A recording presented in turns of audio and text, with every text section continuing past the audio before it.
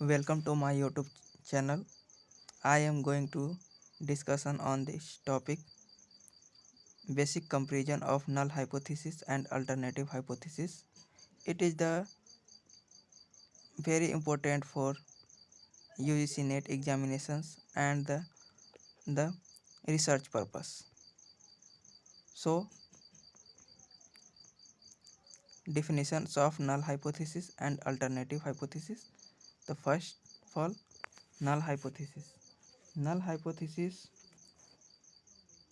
is a general statement that states there is no relationship between two phenomena. यहाँ पे दो phenomena के बीच किसी प्रकार का रिलेशन नहीं होता है. Under considered is there is no association between two groups. दो ग्रुप्स में भी किसी प्रकार का एसोसिएशन नहीं होता है.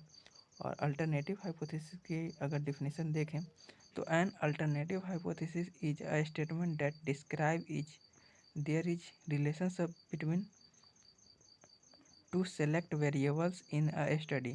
जब भी आप स्टडी करते हैं तो उसमें जो भी दो सेलेक्टेड वेरिएबल होता है like dependent variable and independent variable या इंटरवेनिंग वेरिएबल, दो भी कोई भी दो हम मान के चलेंगे तो उसके बीच में रिलेशनशिप को बताता है.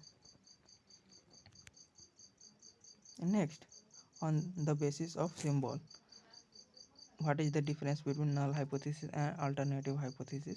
So null hypothesis is denoted by H0 and alternative hypothesis is denoted by H1 and HA. Then another, the null hypothesis and alternative hypothesis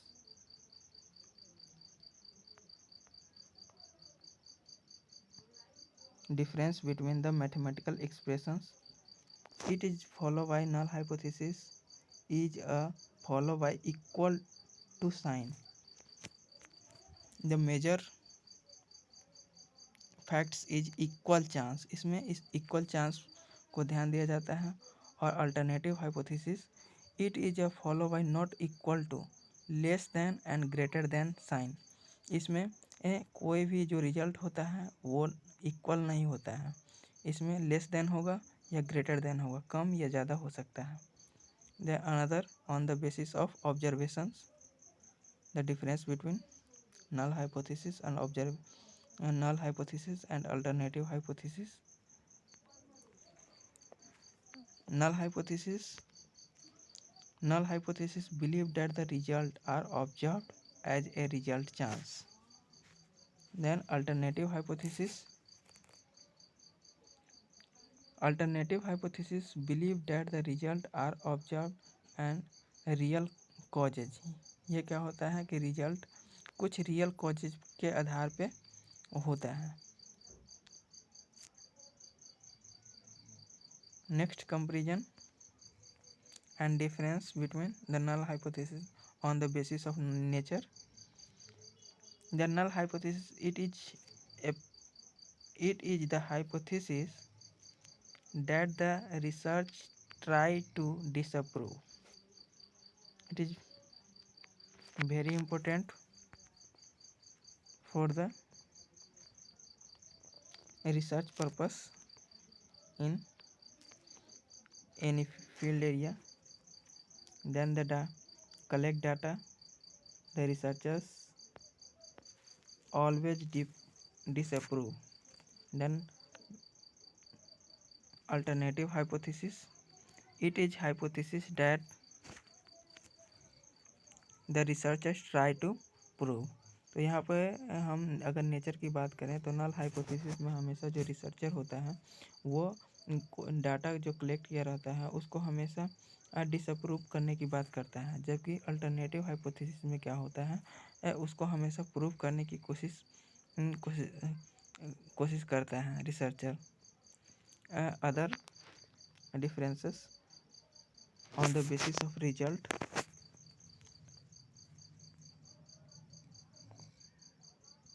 Null hypothesis, the result of the null hypothesis indicate no change in opinion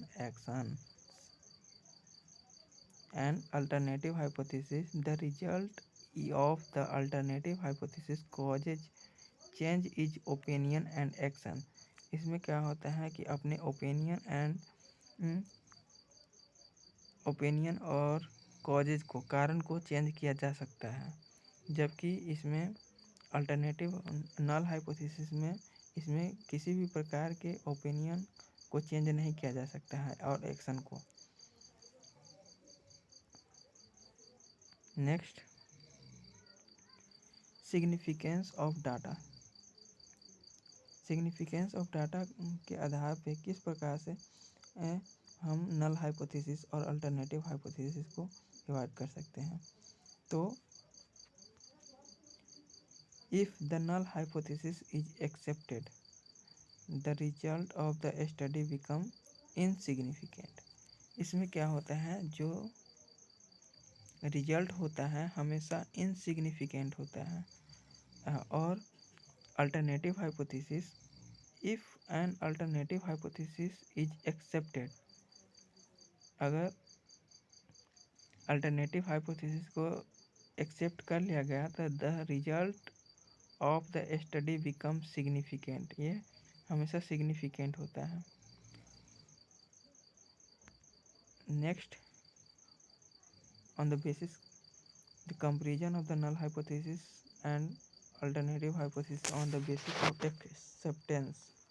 acceptance के आधार पे हम किस प्रकार से null hypothesis और alternative hypothesis को divide कर सकते हैं। The null hypothesis, if the p value is greater than and the level of significance of the null hypothesis is accepted, and alternative hypothesis, if the p value is smaller than the level of significance and alternative hypothesis is accepted. Next, on the basis of importance, the null hypothesis always the acceptance is correct existing theory and the consistency of multiple equipments